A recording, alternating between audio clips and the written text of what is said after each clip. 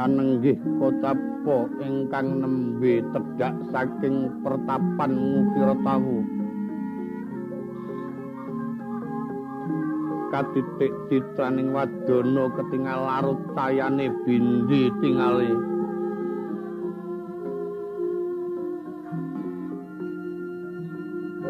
putra Madukara ing lenggah wonten ing kasatriyan Tanjungan Nom Raden Abimanyu Raden Angkawijaya.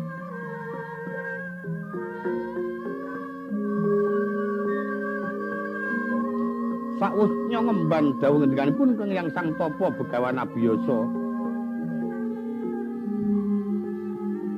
Tuwuh rasa kang kekes awit yen tan pinaringan kanugraning dewata datan bisa pinanggih marang para pepunden ing amarta kang musna tanpa sangkan.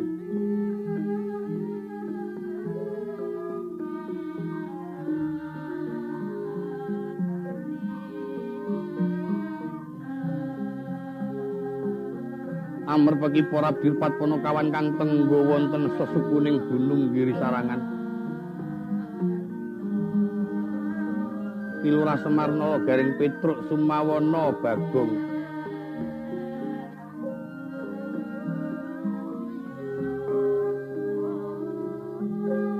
Kagyat Sang Badranaya prisa ing bendara ketingal kucem pasuryane.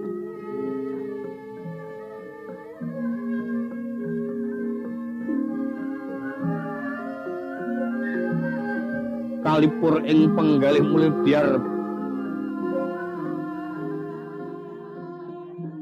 penggalih Raden Abimanyu kepareng atur panuwunipun para birpat Panakawan.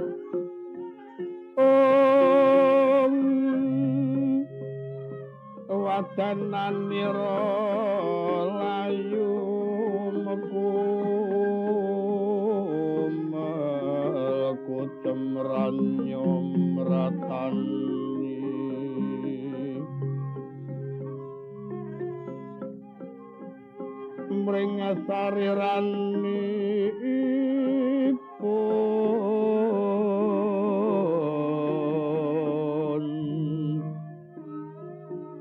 melesten nyolutira kawang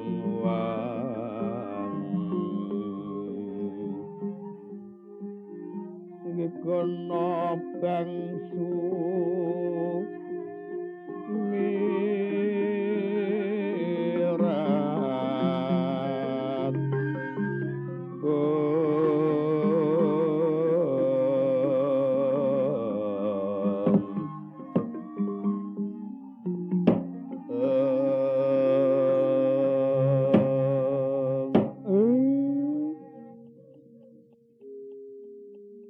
anak unggir nala goreng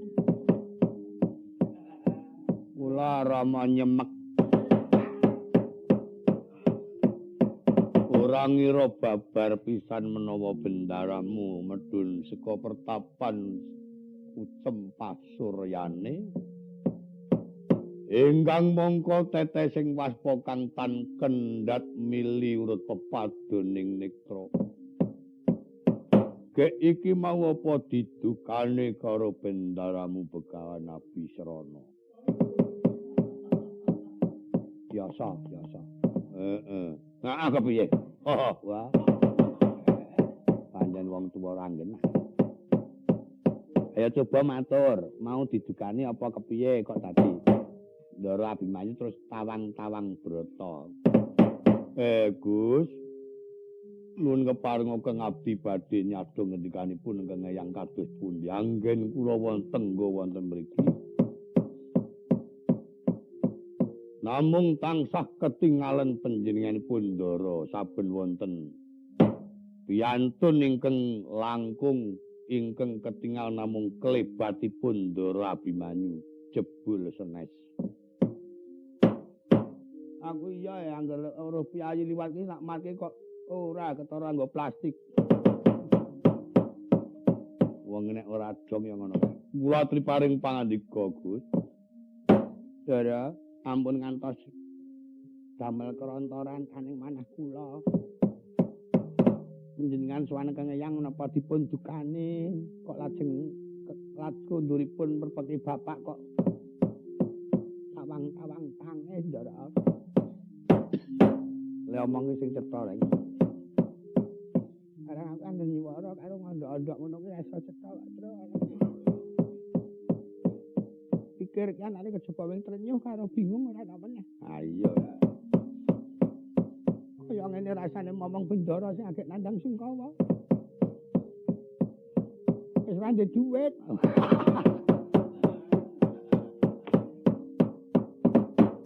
Gus ampun kados lare alit gek ngendika ing sae.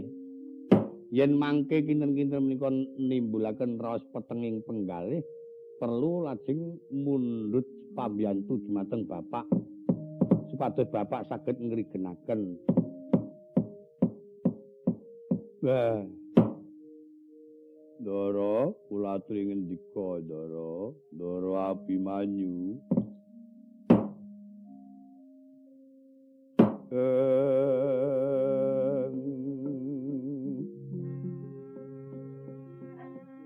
Tintring muka mratihnan nirinang ling sang mokswendriya pranantaka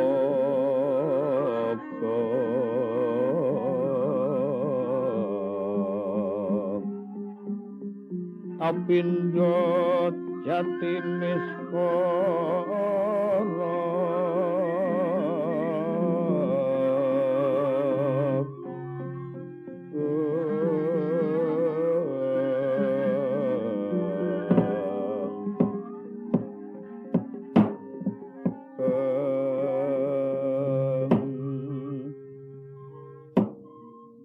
Kakang Semar tenimbang aku urip ingkang persasat aji godhong jati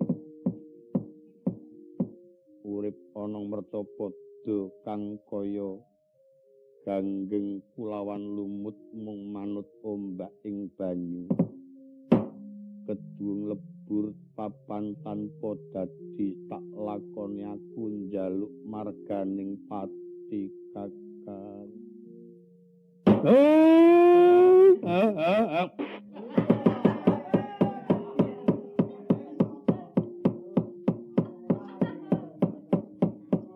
Aku ki agek memangan malah. Dintuti ayo. Saya tambah.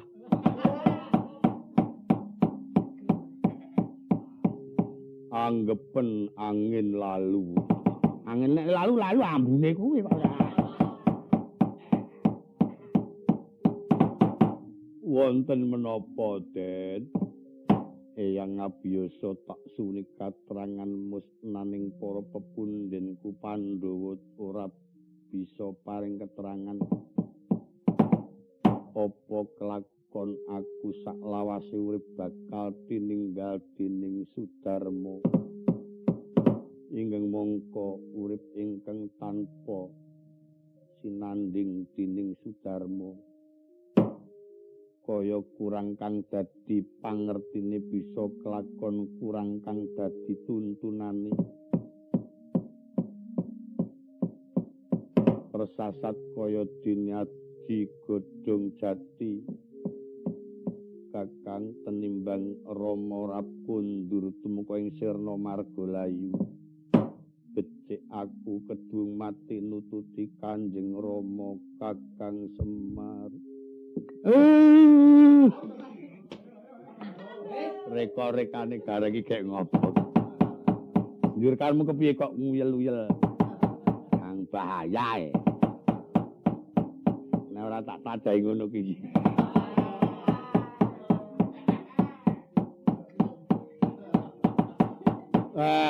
Gus.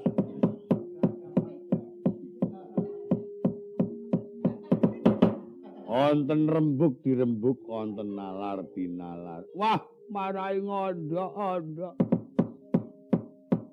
Bareng ndara ngucapake nek wong urip ditinggal wong tuwa kelingan.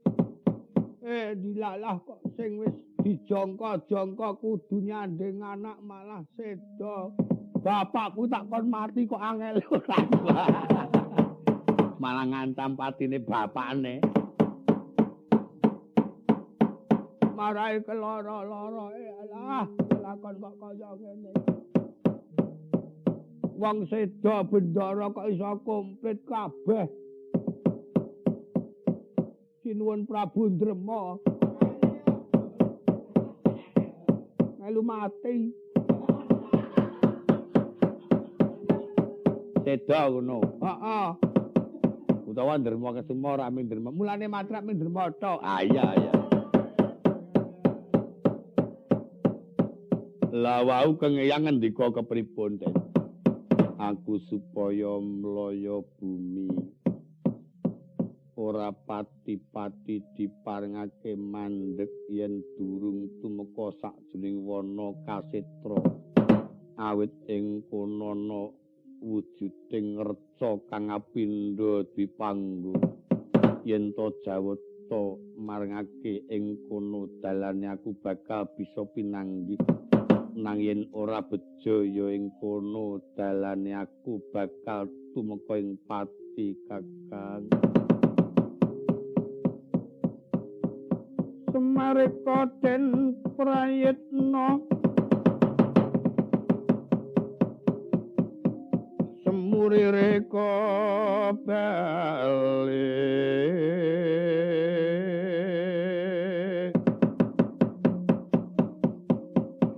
Titiyani Gandayana Trisunya Purnama Sasi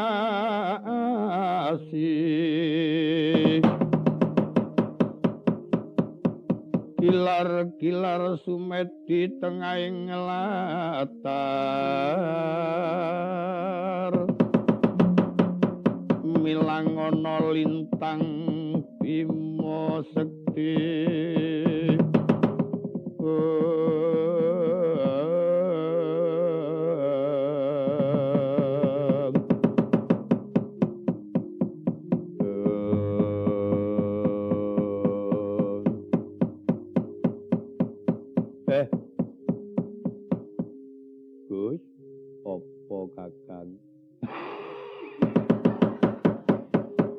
lekas nyembur meneh. Ngono.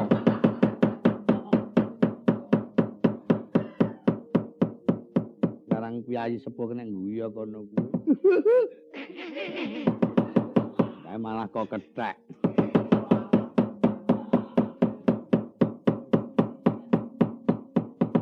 Mbok menawa ana bejane. Ngendikanipun Kang Hyang Begawan Abiyasa niku mangke wonten nyatane. Ning kula kinten yen to kula ngungkap jangka. Dereng dumugi titiwanci Kang Rama. Aku ketonto yen kaya dene Rama ditinggal Yang Pandhu. Rama masih timur Yang Pandhu sedo. Mengko gek sujuwa tumurun. Mboten. Mboten. Mboten. Ten Mbah.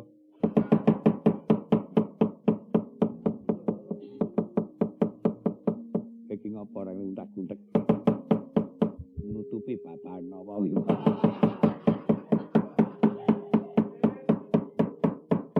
Monggo dipun padosi. Mbok menawi Jawata marengaken wonten ing ngriku penyanyi Ndara Abimanyu saged pinanggih kaliyan Ingkang Rama sak boten-botenipun saged mireng pawarta. Iya. Pun manggugu kalih bapak kula niku mawon, Gus. Iya, mbok belah. Mbok bilih kok mbok belah kowe iki. Ora sida omong lah. Bener-bener nolo garing Petruk lan Bagong ayo toto mangga kladake monggo Gus kladake diem-dieman penggali iki Den.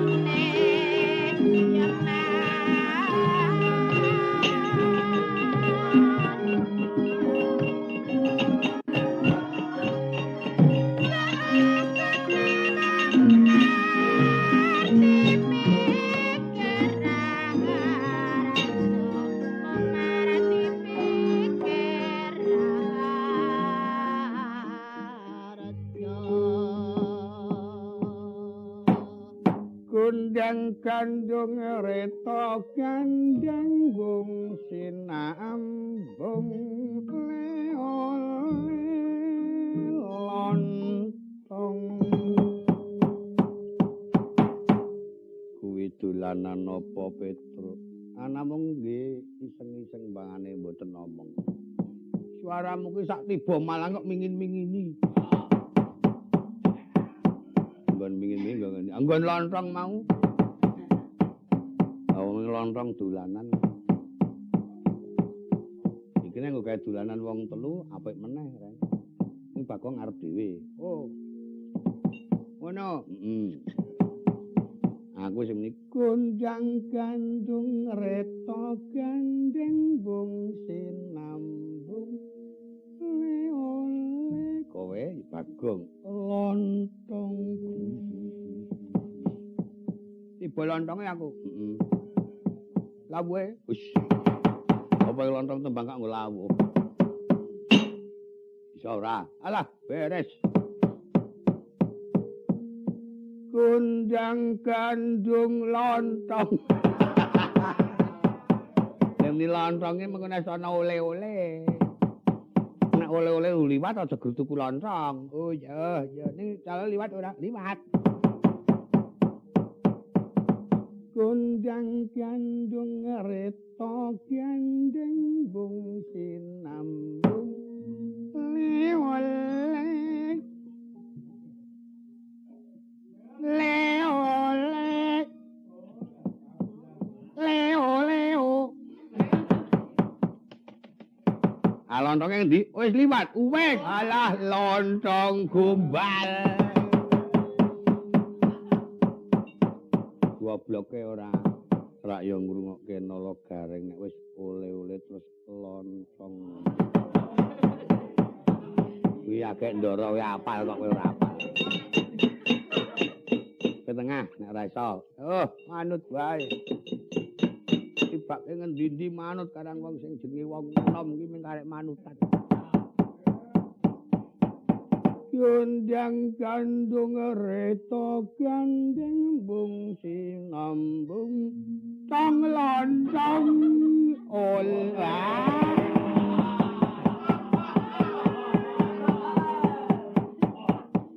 dan ora iso kompak iki mangkelke sak omong-omongane Bagong nek gong Gong jak tembangan ora iso kok rasane nembang wis kono do pangan lah aku mengko babar pisan. Nek perlu nggon tanduk sisan kono. Ini ya kuwi 500. Wong ning dolanan kok nyukon bayar.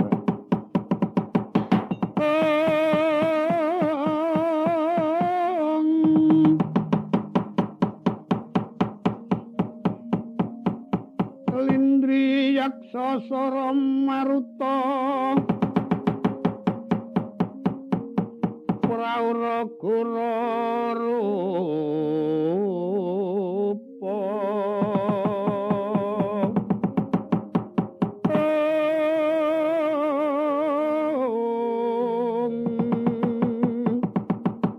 wisikan makulingan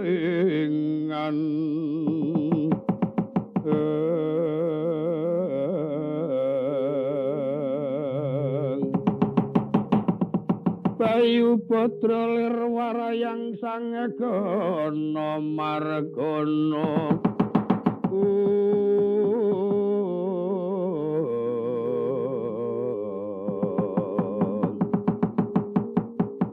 sindung kang lumaku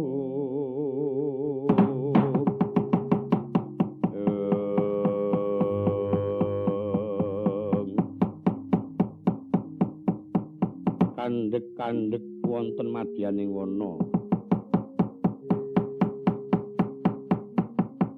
sinambi mresani kanan lan kiring wana ingkang kuno tinaneman Palawidya sangka prigeling para kawula kang samyamong tani ketingal tuwuh angrembaka kaya-kaya bisa dadi panglipuripun Raden Angkawijaya kang pinjuan nawung Sungkawa pari-pari gogo kang tumer katak seweneh ana kang bancuk temungkul angin kang angidit anempuh marang tanduraning pari obahe kaya ombak ing Jalanidi sinarengan kukila ing samya macarwan kang kapyarsa dening Sang Bagus kaya bisa amranani ing penggalih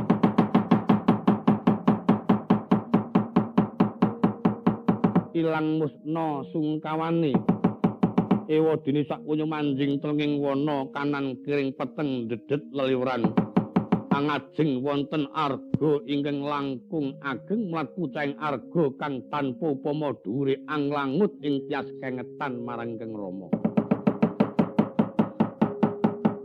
wusana kendelegek wonten ngandhaping Mandura Gurda tumunung wonten ing denda catur sinerang samirana kang sungit anempuh anggawe sang apekik pedoting barat katarita gruduging para baju barat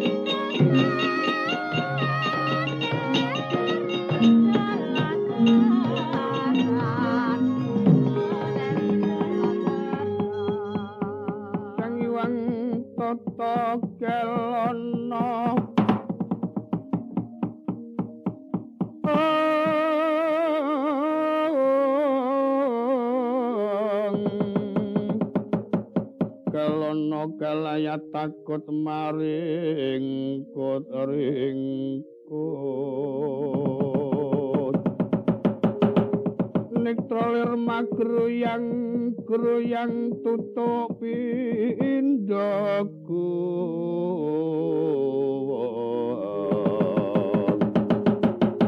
manebak manaut yayasimo kang anap dolawan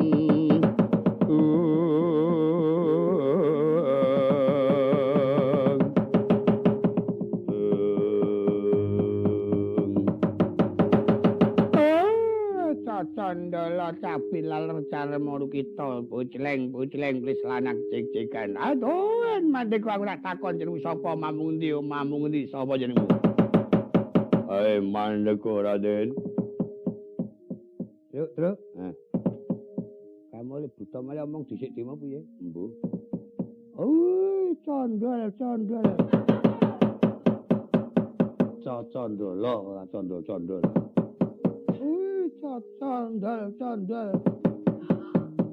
jambe laler wilis rasa kowe ora bakal bakate dadi buta kok Gong enggang aku jenengmu sapa mamung endi sapa jenengmu aku takon yen ora gelem ngaku apa kelakon tak kokop gedemu tak kletak balungmu apa kelakon tak kemah kulitmu mamah daging awak seret irungmu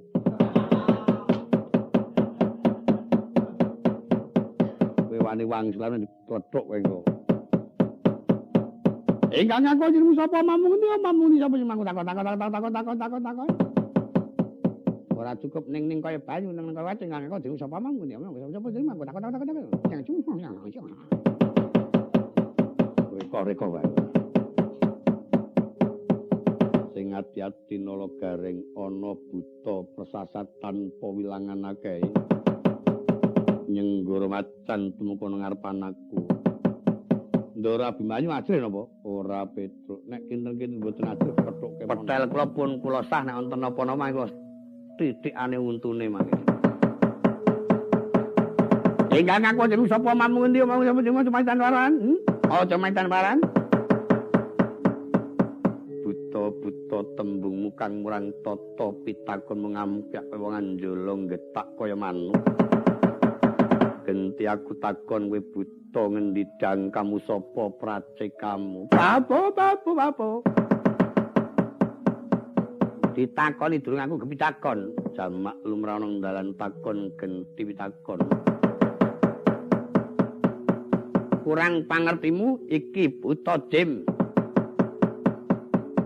Buta Jem sangka ing kraton Congparang. Paring dalem nama aku Dekya banyak kapulaga. Sing ana mburi sapa? Kowe takon karo aku Dekya Kala Guntara.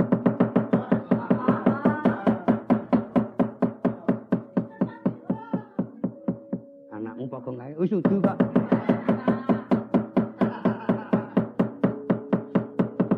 Kowe ngaku jeneng sapa? Kurang pangertimu aku Satya Tanjungan Abimanyu. Ya Angka Wijaya, Gangga Murtita Jaka Pengalasan, putra Madukara kang Pambayun. Lah dalah. Jenenge pirang-pirang apik kabeh pengakune kowe isih putra Madukara. Iya dasar keparanyata. Sing kuwi sapa? Nala Gareng. Sing dhuwur Petruk Kantong Bolong. Petruk Kantong Bolong Dublajaya Pentung Pinanggul Runggung Jiwan. Jenenge Leuki. Ayo ben nganggo peranti nek wangsulan ana wong nagih utang. Sing mburi kae sapa kae? Gong. Turu wonge. Sing mburi sapa? Gong. Gong. Iki mau buntelane sapa? Dekku. Nek takoni buta nyepelake nek ora buntelane lingi ra ilok-ilok. Kok dadi memeh lho, Truk? Loro lho. Kowe takoni buta ga lho. Wis men lah, rasah diwangsuli. Tepung karo buta ki ora ana paedahe. Bisa anak apik ya ming ngraut, nyokot, ngerah. Bebara sing wis rasah srawung. Aja duduke jenengku lho. Ora. Ditakoni ora wangsulan kok mapating glendeng karo kancane. Jenengmu sapa? Takon aku kowe. Takon aku no. Jenengmu sapa? Takon aku kowe. Iya, iya kono. Kono.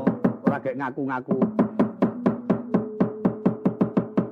Abimanyu, onong paran arep mlaku menyang endi Nglebur laku njalak peninggalan jajah desa Milangkori ing pengangka manut jumangkaing sikil.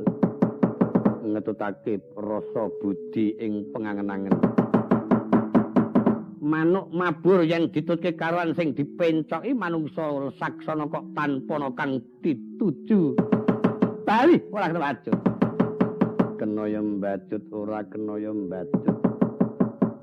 Nempuh barisaning buta kang tanpa wilangan. Aja maju mbaka siji bareng umur tata-tata di. Kita gendho kira-kira dhewek mengko bakal lumayu kepung wakul boyo mangap randap padha pliksa mati harang keranjang satu.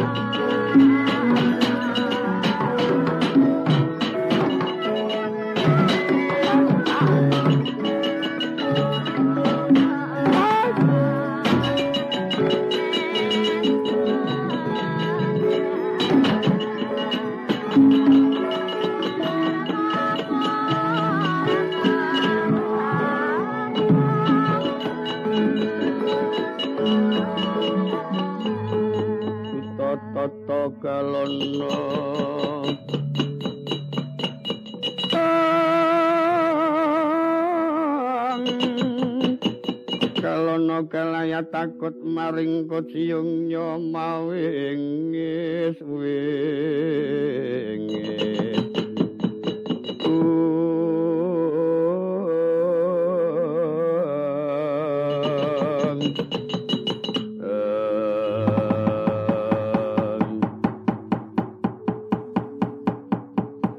Abimanyu onong parang semene katik dayamu tangih bobote kang ana mburi cukat trincing trengginas awas tumrampil koncane nyampluk sirah kaya pendel wesi yen pancen kowe ora tanggon tanding aku becik saiki kowe mundura kancamu giringen ya waton ponokawanmu ora tok kon ngrusuhi wae. Aja do entuk lunga rene. Wong sing elek-elek kuwi. Sing jenenge Gareng karo Petruk karo sing wandane Ndomble mau. Ora usah do entuk ngrusuhi. Kakang Semar, Lur. Anakmu aja oleh ngrusuhi. Nika nek mboten kula lekake senengan do dadi penimbrung.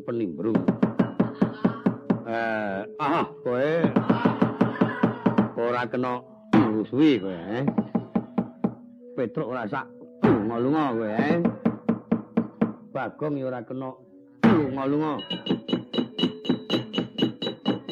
Wangger do ngrusuhi titanono. Bendaramu agak kerengan karo buta, kowe ora kena padha ngrusuhi Kowe kene wae ora usah lunga-lunga kowe.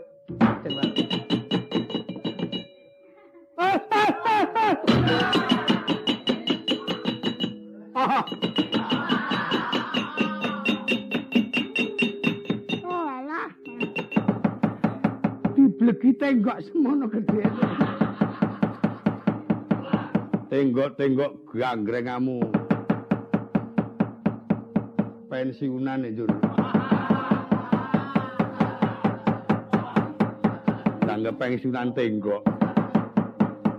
Wong tak kemaru wangsaku wong kok maneka warna. Ana sing tingkit cicik, ana sing dlodor, ana sing lambe ndledek. Awanyu onong paran. Semene katik temu tangih bobot kang ana mburi kerisku tampanono tak ungalke dadamu.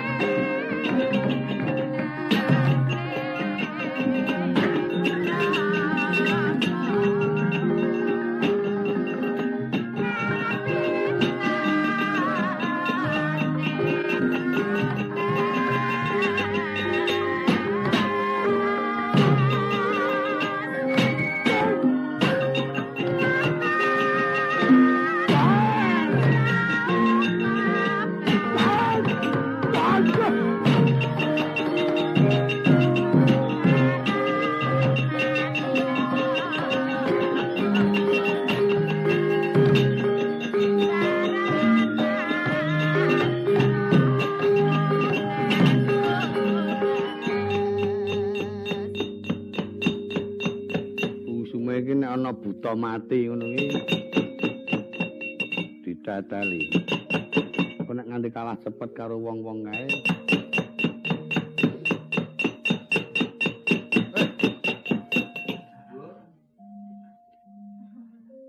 Apa ki? Wis klonyo mang. Ana ndika ngatak teteli matok disiki. Oman apa kowe oman dengkulmu. Tak kira jam maudu. Jam apa? Tak kira butane sak jam gandul bolane siji. Paton Selaya. Utoto kalono kalaya takut maringkut.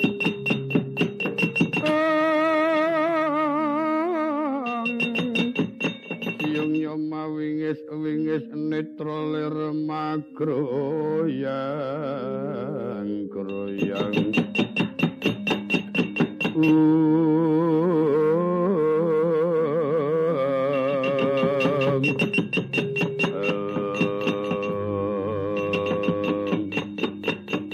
ancaku tekaning pati Abimanyu aja ilang tak kedhepake untal malang.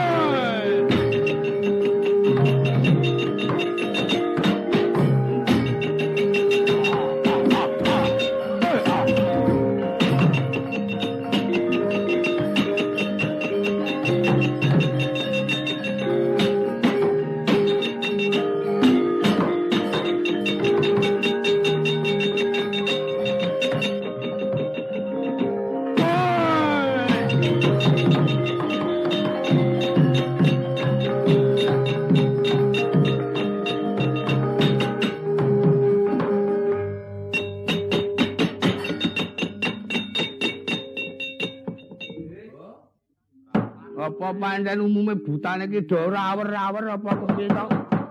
Anggara buta mati tak tili kok ora ana apa-apane. Petruk sing tukang ngridik. Anggere entuk neteli yuk mlebu ning tebunan yuk dilempiti. Oh iya.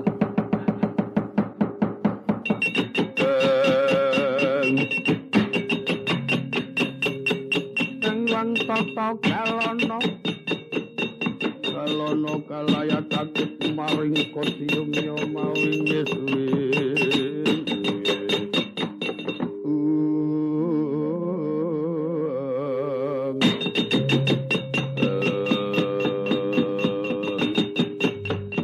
kancaku tekaning pati sapa wae Abimanyu wis sapa takon karo aku Diktya Sima nebak ilakno kancaku mrene ra untal mawon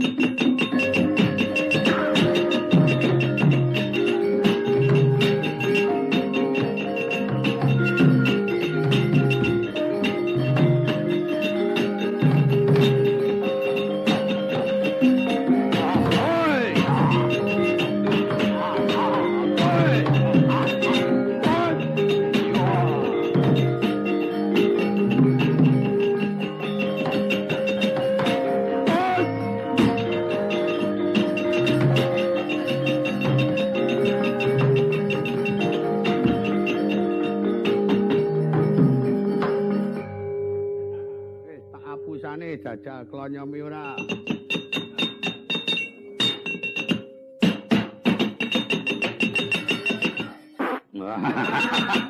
Wah, rak tenan. Nek ketangkep teles ngono karo piye kowe?